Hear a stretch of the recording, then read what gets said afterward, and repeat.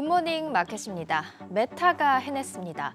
마이크로소프트에 이어서 메타까지 호실적을 기록하자 뉴욕 증시 3대 주요 지수가 일제히 급등했습니다. 메타가 끌고 간 목요일장을 굿모닝 마켓에서 정리해 보시죠. 주요 지수가 일제히 크게 올랐습니다. 다우와 S&P 500 지수 1% 넘게 오르면서 1월 이후 최고 상승률을 기록했고요. 나스닥 지수 3월 이후 가장 크게 올랐습니다. 2.4% 급등했습니다. 엉덩이가 무거운 시총 상위 종목도 크게 오른 하루였습니다. 현지 시간 5월 4일 실적 발표를 앞둔 애플이 2.84% 강세였고요. 마이크로소프트와 알파벳 모두 3% 넘게 올랐습니다. 장 마감 후 실적 발표를 앞두고 있던 아마존마저도 4.6% 크게 올랐습니다. 최근 주가가 하락했을 때 캐시우드 아크 인베스트먼트 CEO가 저점 매수에 나섰다는 테슬라도 4.2%가량 오름세를 보였고요. 주인공은 마지막에 등장해야죠. 오늘의 주인공 메타 보시면 14% 가까이 급등에 성공을 했습니다. 월가는 메타의 비용 절감 노력이 실적에서 나타났고 AI 투자를 늘린 것도 호실적에 한몫했다는 점에 주목하면서 향후의 메타 실적까지도 기대하는 분위기였습니다. 시티그룹, JP모건, 골드만삭스 등 주요 은행들 메타의 목표 주가를 상향 조정했는데요. 이 중에서 최고 목표가가 시티그룹의 $315입니다. 목요일장 종가 기준 32%의 추가 상승 여력이 있다는 뜻입니다.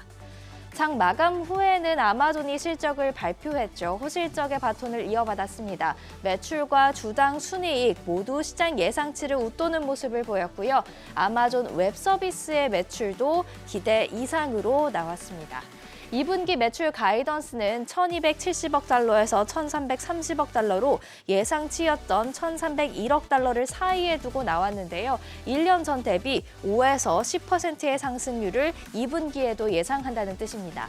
만약 가이던스에 부합하는 결과가 나오게 된다면 지난해 2분기 이 역성장의 늪에서 빠져나와서 안정적으로 한 자릿수 상승률을 이어갈 수 있게 될 것 같은데요. 앤디 제시 아마존 CEO도 밝혔듯이 머신러닝에 투자한 덕분에 광고 매출은 계속해서 안정적으로 큰 두 자릿수 상승률을 유지하고 있고요. 아마존의 순이익에서 큰 부분을 차지하는 아마존 웹 서비스 매출은 1년 전보다 올해 1분기 16% 증가한 것으로 확인됐습니다. 하지만 보시면 2021년 4분기에만 해도 40%였던 성장률이 계속해서 낮아지고 있는 것 확인이 되시죠. 그래서 향후에도 불확실성이 커졌다는 주장이 있는데요. 실적 발표 직후 급등했던 주가가 하락세로 돌아선 것도 이 부분에서이기 때문으로 풀이가 됩니다. 아마존과 함께 인텔도 장 마감 후에 1분기 실적을 발표했습니다. 매출과 주당 순이익 각각 1년 전보다 36% 그리고 주당 순손실은 105% 더 급감했는데요. 5분기 연속 매출 감소 그리고 2분기 연속 순손실을 기록한 최악의 성적이었습니다. 다만 가이던스를 보면 매출 나쁘지는 않는데요. 주당 순손실 예상보다 더 클 것으로 예상이 됐습니다. 실적을 바닥을 친 건지 알 수가 없죠. 그럼에도 불구하고 일단 시간을 거래해서는 주가 오름세 보이고 있습니다. 아마존과 인텔의 실적까지 짚어봤는데요. 메타처럼 금요일장을 끌기는 좀 힘들지 않을까 이런 생각이 듭니다.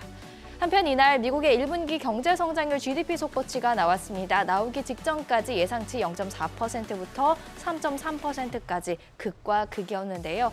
결과는 시장 예상치 평균 2%에도 못 미치는 1.1%로 확인됐습니다. 세계 분기 연속 증가세를 이어가기는 했지만 굉장히 성장률이 둔화된 것 보이시죠? 성장 둔화는 금리 영향을 많이 받는 민간 기업 투자가 1분기에 12.5% 크게 줄었기 때문입니다. 민간 기업의 부진한 활동은 전체 GDP에서 2.3%포인트를 끌어내렸는데요. 그럼에도 불구하고 1%대 경제 성장률을 지킬 수 있었던 이유 바로 소비에 있습니다. 1분기 소비가 전분기 대비 3.7% 증가했습니다. 예상치를 크게 밑돈 결과에 미국이 하반기에는 경기 침체에 진입할 것이란 목소리도 커졌는데요. 이날은 오히려 연준의 금리 인하를 유도하진 않을까 이런 기대감으로 이어져서 시장을 도왔다는 분석이 있습니다.